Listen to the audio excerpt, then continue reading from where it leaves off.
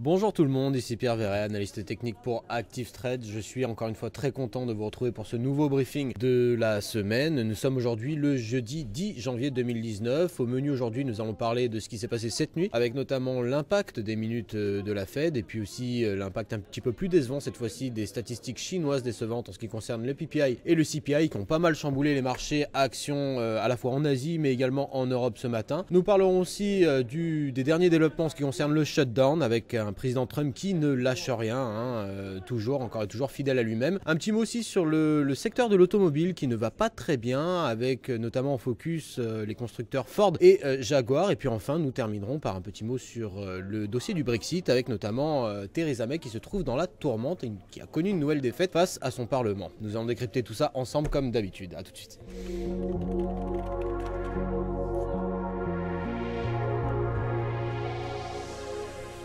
En Asie, les traders ont eu affaire à une session en demi-teinte puisque du jour au lendemain, l'indice MSCI Asia Pacific a perdu 0,1%. Le Nikkei a également reculé de 1,9%, tandis que le Hang Seng en Chine a quant à lui progressé de 0,22%. La SX 200 a également enregistré une perf positive de 0,29%, tandis que le CSI 300 a quant à lui clôturé en baisse de 0,19%. L'optimisme initial à l'égard des négociations commerciales entre les États-Unis et la Chine ayant été tempéré par le manque de détails concret des réunions ainsi que par les données chinoises décevantes notamment sur l'inflation. En Europe, une situation un petit peu similaire, je le disais, puisque l'indice Stoxx 600 était en baisse de 0,3% à l'open alors que les chiffres de la production industrielle plus décevants s'ajoutaient au climat de prudence actuel. Aux États-Unis, les futurs sur l'indice SP500 indiquent une baisse à l'ouverture, en tout cas actuellement. Le rendement du trésor à 10 ans s'articule autour des 2,699% et l'or a repris des couleurs par rapport à la session d'hier en se traitant actuellement autour des 1293$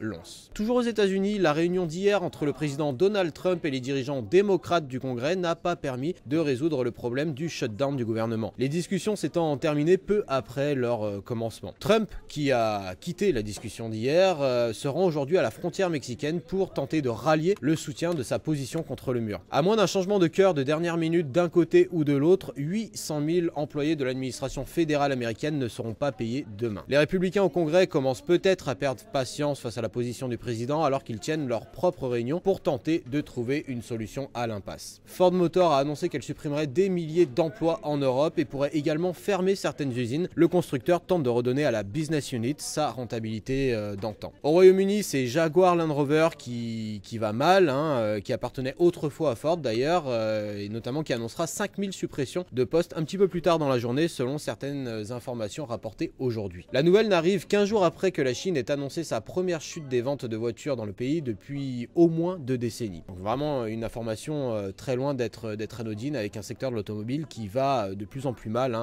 qui est vraiment le plus touché en tout cas depuis le début de la guerre commerciale entre les deux plus grandes économies du monde. Theresa May dans la tourmente, le Premier ministre a perdu un vote au Parlement hier, ce qui signifie qu'elle devra présenter rapidement son plan d'action si elle perd comme c'est attendu en tout cas actuellement le vote sur l'accord du Brexit conclu avec l'Union européenne la semaine prochaine. Je rappelle que le vote doit avoir lieu en début de soirée le 14 janvier prochain. Alors que le contrôle de la situation commençait à échapper aux mains du Premier ministre britannique, certains voient maintenant de moins en moins de chances d'un soi-disant Brexit dur dès le 29 mars prochain. Le chancelier autrichien Sebastian Kurz est devenu le premier dirigeant de l'Union européenne à suggérer qu'une extension de la date limite pour le retrait britannique doit maintenant être prise en compte. Une affaire encore loin d'être terminée, donc une affaire qui dure depuis plus de 2 ans maintenant, je le rappelle, et qui est toujours loin d'être terminée à peine quelques semaines de la fameuse deadline de sortie de l'Union européenne de la part des Britanniques.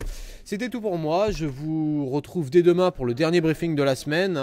Comme d'habitude, on essaiera de faire attention lors de ces dernières sessions de trading de la semaine où beaucoup de mouvements erratiques peuvent avoir lieu, encore que nous ne sommes pas sur des 3 ou des 4 sorcières, mais quand même il peut y avoir des mouvements un petit peu dangereux en tout cas pour les plus exposés d'entre vous. Donc d'ici là, faites attention à vous, bon courage, bon trading à tous et n'hésitez pas à lâcher un petit like ou un petit commentaire si ce contenu vous a plu. Bonne journée et bon trading à tous, au revoir.